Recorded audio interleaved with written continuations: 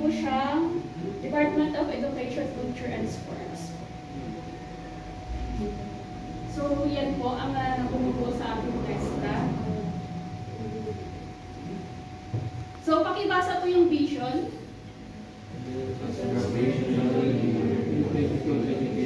Skills development of the Filipino workforce.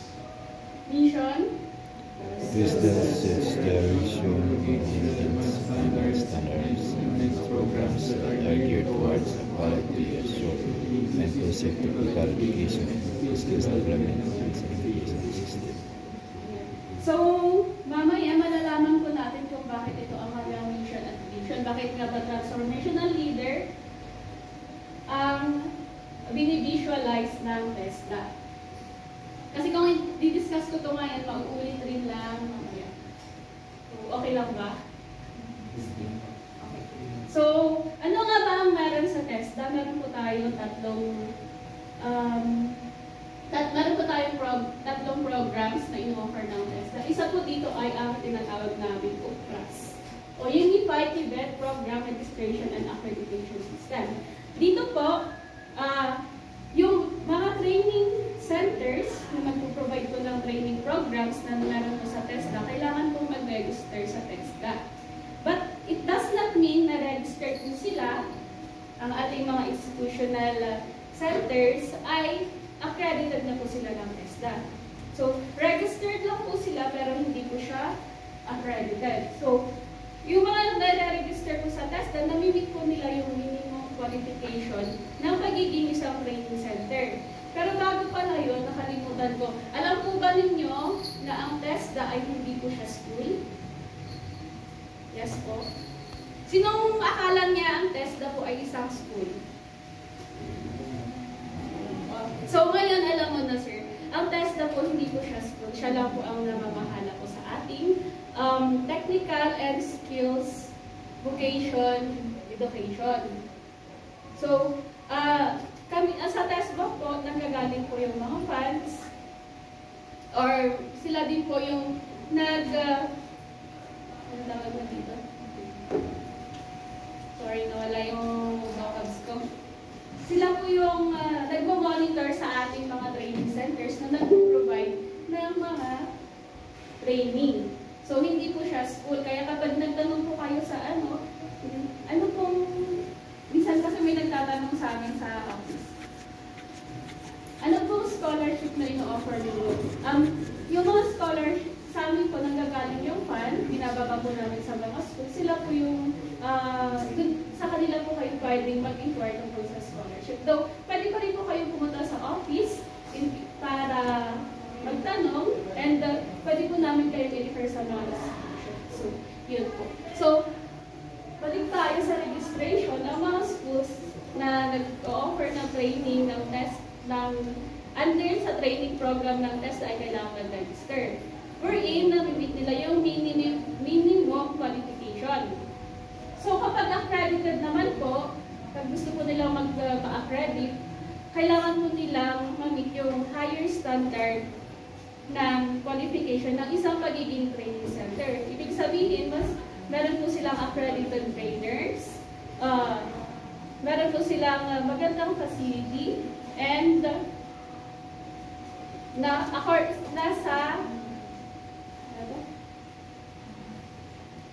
yung training program nila is in accordance with the regulations of TESDA. So, yun po. And, of course, hindi po lahat ng accredited schools ay accredited assessment center. May in-situ ba? Ano po pala yung qualification natin? Illustration. Oh. Illustration in situ. So, minsan po, hindi ibig sabihin na kung saan kayo nag-training, doon po kayo magpapa-assess. Kasi hindi po lahat ng training center ay accredited assessment center. Kaya minsan, yung ibang nagpapa-assess po sa ibang schools sila nagpapa-assess. So, ang pangalawa naman na meron sa TESDA ay ang scholarship program wherein kabilang po kayo dito. So, para po mas marami po makapag-avail ng ating training programs, nag-o-offer po si TESDA ng mga scholarship Nagbibigay po siya ng fund for scholarships. Solely from TESDA and from partner agencies and NGO. And next, eto po. Ang pinaka-unique po sa TESDA ay sila lang po ang nagkakandak ng assessment and certification. May alam po ba kayo ibang agency na nagbibigay ng certification? Bukod po sa TESDA, bibigay ng in situ, gano'n. So, si TESDA lang po ang meron nun. And ang maganda po nun, yung certificate po na binibigay ng TESDA, yung in situ po natin, ay internationally accredited. So, kinikilala po siya ng international. Kaya minsan po yung mga abroad, minsan required sila na magkaroon ng in situ, gano'n. So, next ay ang ating mandate. Actually, ito po, ito na po yung vision and mission natin. So, pakibasa po. Yung letter A sa third. Promote Sorry, hindi ko pa nakikita. Nakikita niyo ba dyan? Opo. Okay. Promote and strengthen the quality of technical education and skills development programs to attain international competitiveness. Ayan. So, ang goal naman ng ating bansa ay maging global competitive. Kaya, ang gusto ng TESDA ay makapagbigay ng quality technical education and skills. Kaya po, nakikipag-partner po sila sa iba't ibang schools para makapag-provide ng ating high-quality training programs. Next. Sir. Reflect mo yung po eh. Sige. Focus technical education and skills development on meeting the changing demands for quality and development. Ayan. So, minsan sa ating industry, nagkukulang po tayo ng manpower and skills. Minsan may manpower, pero kulang pa rin yung skills. Kaya ang gusto ng TESDA ay bigay ng technical education sa mga Pilipino.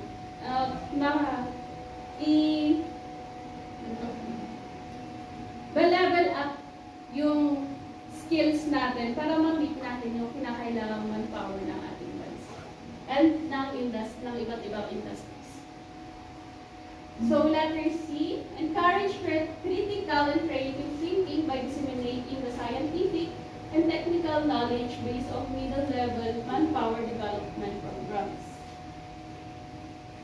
So, yun, pag sa training naman natin, hindi lang ang gamit naman na, especially sa inyo kasi illustration, hindi lang naman skills, kailangan din natin gamitin yung critical and creative.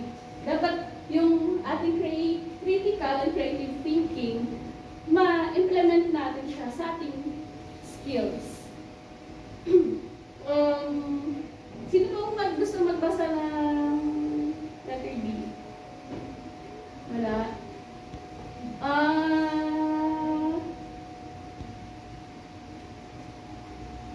Sir. Recognize and encourage them complementary roles of public and private institutions in technical education and skills development and training systems, and inculcate these values through the development of moral character with emphasis on work ethic, self-discipline, self-reliance, and nationalism. So, ayun po. Recognize and encourage roles of public and private, sabi nga dito. Sa TESDA kasi meron dito, katulad ni DepEd, meron po tayong public and private. Public po natin, under ng TESDA ay sa seaside po. Sa dating BCSAT po. Under po siya ng TESDA. And, anong example po ng private school ng TESDA? BBS. Saan kayo po naka-enroll? CSDA. So, si CSDA po ay isa po example ng private school na accredited ng TESDA. Accredited po siya ng TESDA. Siyempre po, hindi po sila pwedeng nakalimutan ko sabihin kanina, yung mga registered po, hindi po sila pwedeng mag-conduct ng assessment. Pero pag accredited po ng TESDA, makakapag-conduct po sila ng assessment. And of course, hindi lang naman ang skills, dapat meron din tayo moral character. Kasi syempre, sa work naman, hindi naman pwedeng puro skills, hindi naman puro pwedeng utak. Kailangan din natin ng ma-improve ang ating behavior. Kasi minsan, kaya gusto nang instill din ng TESDA na dapat yung behavior natin sa ating workplace ay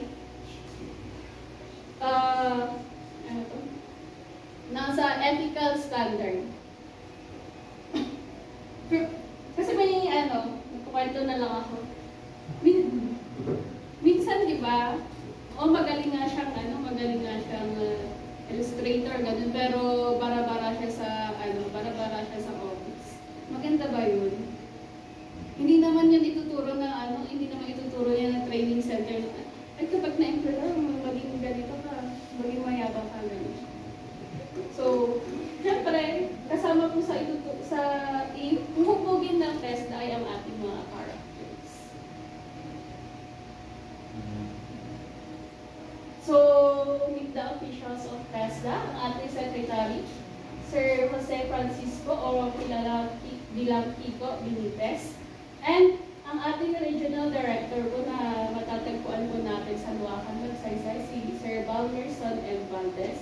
And of course, ang ating provincial director, si Ma'am Arlene L. Cadalit, na matatagpuan po naman natin sa Wangal, kung saan ako nanggaling. Ito.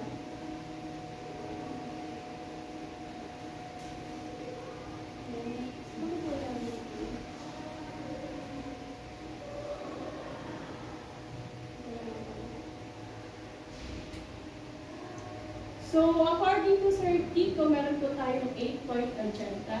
Una, ang access to Tibet. Kaya po, nakikipag-partner po si TESDA sa iba't ibang agency and iba't ibang private institution para po mas maraming makapag-access ng ating mga training program. Katulad po dito sa CSBA. Number 2-point agenda, behavioral and mindset change. Anong ibig sabihin nito? Mindset change. Anong gustong baguhin ng mindset ni TESDA? Kapag ba narinig ninyo na ang isang tao ay TechBoc graduate, ano ang unang naiisip nyo? Skills. Skills. Pero, paano pag may dalawang tao? Graduate ng TechBoc, tapos graduate na college. Anong naiisip niyo kay graduate ng TechBoc? Sir?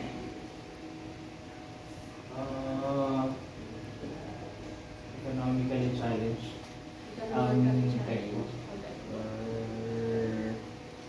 Short term. So, honestly,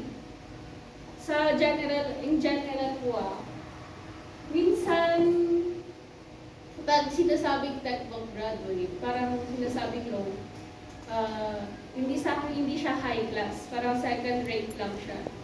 Kasi hindi siya graduate ng college. Diba? Diba ganun minsan yung mindset ng ibang tao? Lalong-lalo na dito sa atin. Kapag graduate ka ng TechBoc, parang wala kang chance sa industry, di ba? Tama ba? Or mali ako? Sabihin niyo sa akin pag mali ako. Yung sa mindset. Tama, di ba? Pero, ang gusto kong i-instill po ng TESDA, ang TechBoc po ay isang first class education. Hindi po siya second rate lang, hindi dapat siya nilalang-lang lang. Kasi, in reality naman, ang mas kakailanganin naman ng mga employers ay yung skill. Kaya minsan, di ba, kahit hindi naman sa inaano ko na, minsan yung iba kahit graduate sila ng college, hindi sila ma-employ kasi kulang sila ng skills. So, kailangan po nila ng mga training for supplementary ng kanilang mga documents. Tama po ba? Opo. Diba, pag mag-apply ka, kailangan may experience. Kailangan ganito. Pero minsan, with the certification of training, nakakatulong din pa po siya sa ating employment. And sa abroad, ano bang mas hinahanap ng abroad? Yung skill. Siyempre, skill, tsaka experience. And yung iba, siyempre, pagka-required ng education, kailangan college graduate. So, ang gusto nyo still ng TESDA, first class textbook. So, number 3, competency standard and PRs for new and higher level qualifications. Sa TESDA kasi hindi lang po in C1, in C2, meron pa po tayo in C3, in C4. So, gusto po niya i-develop na magkaroon pa ng mas higher qualifications. Kaya patuloy po yung mga pagbabago ng training programs sa TechVoc para ma-meet nila yung standard na kinakailangan sa current